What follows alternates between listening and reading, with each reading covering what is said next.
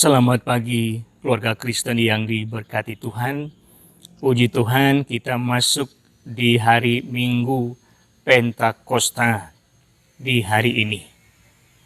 Dan kembali kita menyiapkan hati masing-masing sebagai keluarga Kristiani untuk menghayati firman Tuhan dan firman Allah yang akan kita gumulkan bersama-sama menjadi dasar fondasi hidup sebagai keluarga Kristen.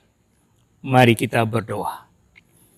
Ya Roh Kudus, bimbinglah kami sebagai keluarga anak-anak-Mu memahami kekayaan firman-Mu. Roh Kudus, kami andalkan untuk memberikan kami hikmat dan pengertian, dan kami memberi diri untuk memberlakukan firman-Mu dalam kehidupan kami setiap hari. Dalam nama Yesus Kristus, kami mengucap syukur kepadamu. Amin.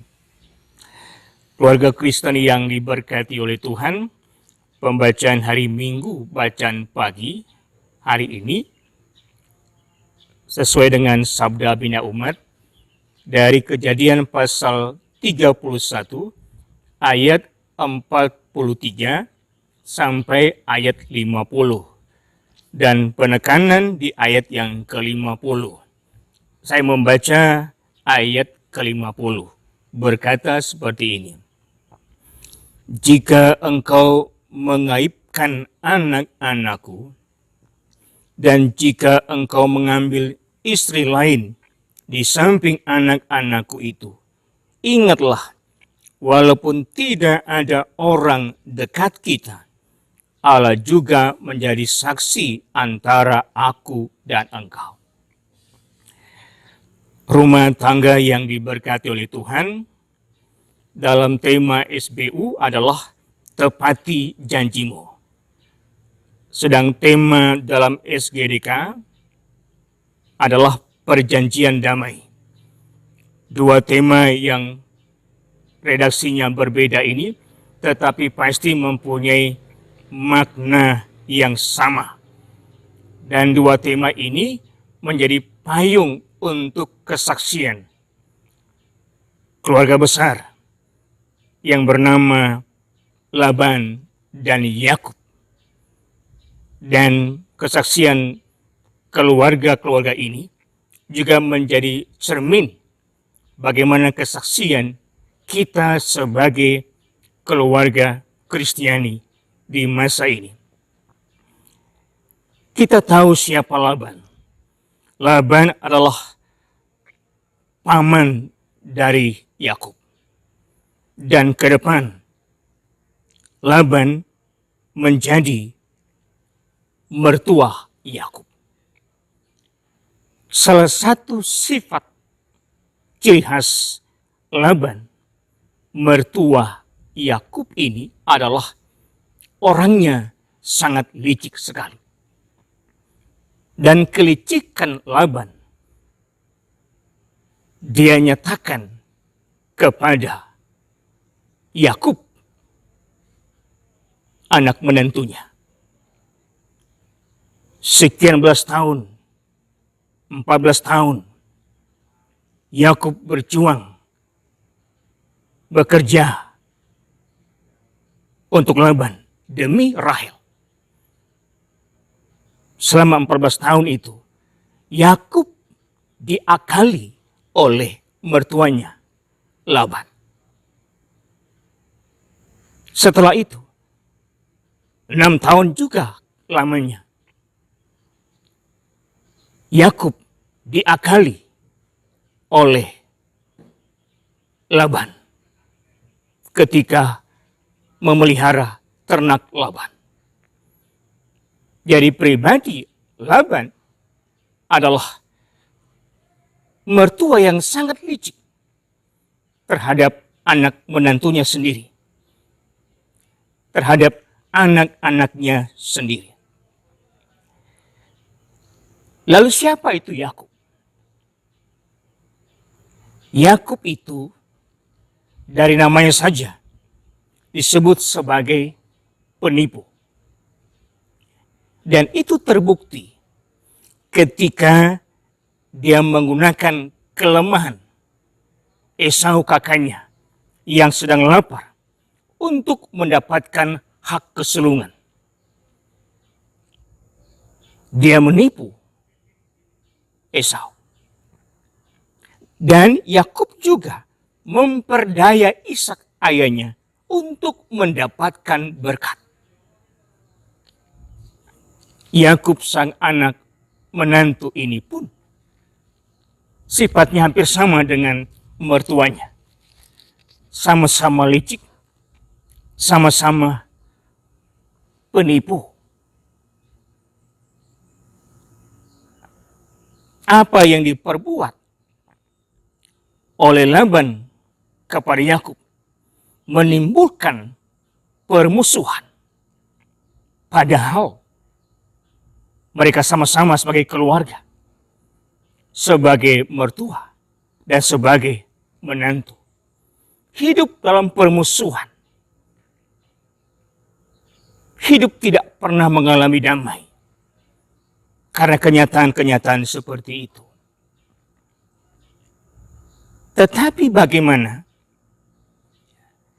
baik Laban dan Yakub yang mempunyai karakter yang sama ini, yang sama-sama licik,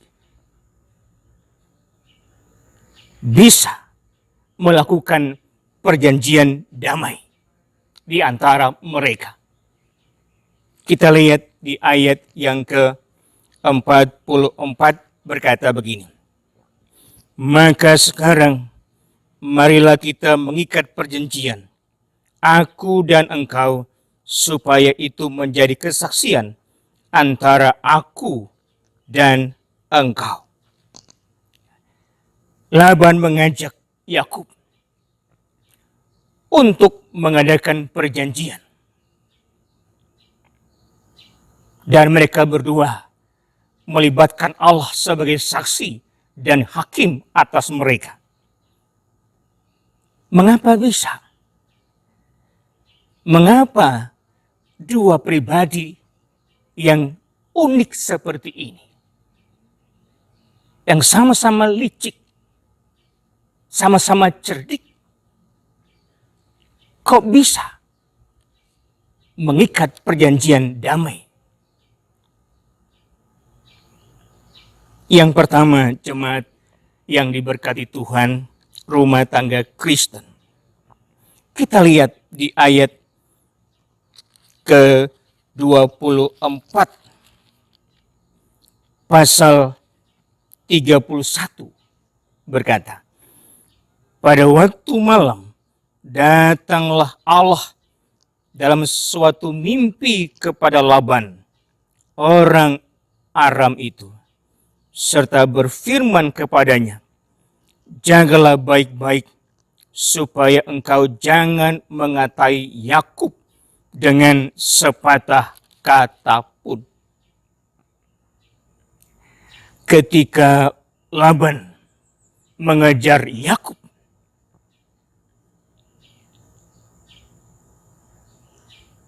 Tuhan datang kepada Laban dalam sebuah mimpi, supaya Laban tidak menyakiti dan berbuat jahat kepada Yakub.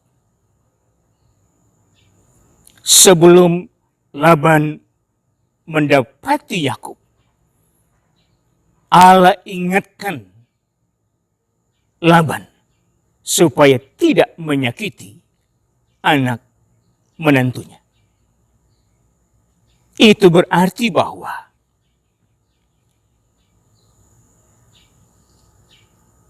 Laban dan Yakub bisa melakukan perjanjian damai.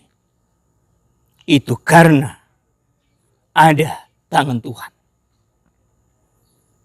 Ada campur tangan Tuhan di situ. Ada pertolongan Tuhan di situ. Bukan kebetulan. Bukan kebetulan. andai kata Allah tidak ikut campur, andai kata Allah tidak ikut serta di dalam pergumulan dua pribadi itu, pasti Yakub akan disakiti oleh Laban. Pasti Yakub akan dibunuh oleh Laban. Andai kata Tuhan tidak ikut campur tangan, mengingatkan Laban. Jadi, mengapa Laban dapat melakukan perjanjian damai dengan anak menantunya Yakub? Karena ada tangan Tuhan di situ. Ada campur tangan Allah atas kehidupan mereka. Sehingga perjanjian damai itu dilakukan bersama-sama. Keluarga Kristen yang diberkati Tuhan. Mari kita lihat bersama-sama Roma pasal 8 ayat 28. Berkata seperti ini.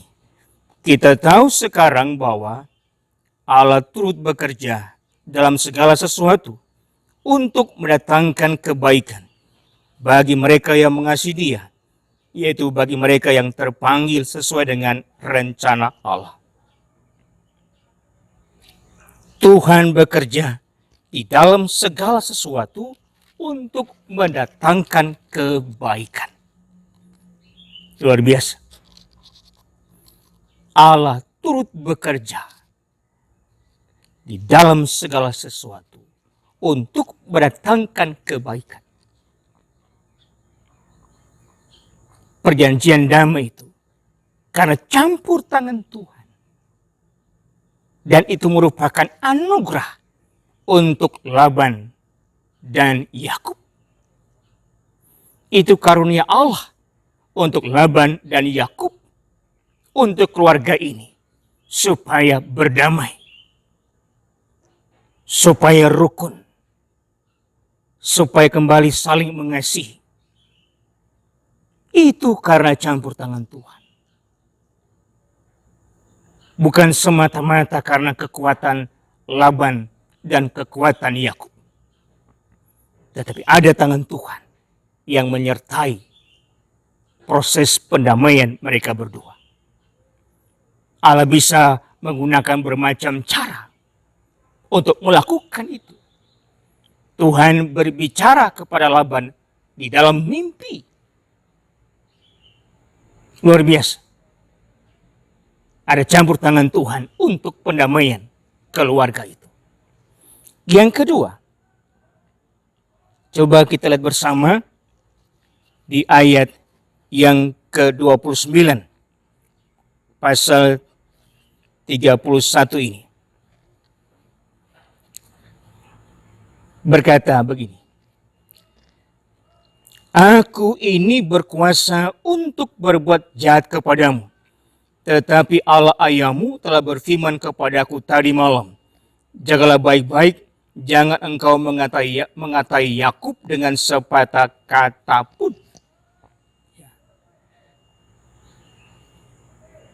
Laban mendengarkan peringatan Allah untuk tidak berbuat jahat kepada Yakub. Itu berarti Laban memiliki kerendahan hati. Memang dia tipe orang yang licik. Tetapi ketika Allah peringatkan dia, dia taati peringatan itu. Itulah kerendahan hati. Kemudian, bagaimana tentang Yakub? Lihat pasal 32, ayat yang ke-10 berkata, sekali-kali aku tidak layak untuk menerima segala kasih dan kesetiaan yang engkau tunjukkan kepada hambamu ini. Sebab aku membawa hanya tongkatku ini waktu aku menyeberangi sungai Yordan ini. Tetapi sekarang telah menjadi dua pasukan. ketika Yakub dikejar Esau, Yakub berdoa kepada Allah dan mengatakan, sekali-kali aku tidak layak untuk menerima segala kasih dan kesetiaan yang Allah tunjukkan kepada dia. Itulah kerendahan hati yang dimiliki oleh Yakub, sekalipun karakter dia adalah seorang penipu. Baik Laban dan Yakub memiliki kerendahan hati. Itu sebabnya perjanjian damai itu terjadi. Karena ada kerendahan hati masing-masing. Masing-masing sama-sama keras. Tetapi mereka masih memiliki kerendahan hati. Maka perjanjian damai itu terjadi antara mertua dan anak menantu. Coba kita lihat bersama. Filipi pasal 2 ayat yang ketiga berkata, dengan tidak mencari kepentingan sendiri atau puji-pujian yang sia-sia. Sebaliknya, hendaklah dengan rendah hati yang seorang menganggap yang lain lebih utama daripada dirinya sendiri. Rendah hati itu meninggalkan kepentingannya sendiri, meninggalkan egonya, dan lebih mengutamakan kepentingan orang lain, kepentingan bersama.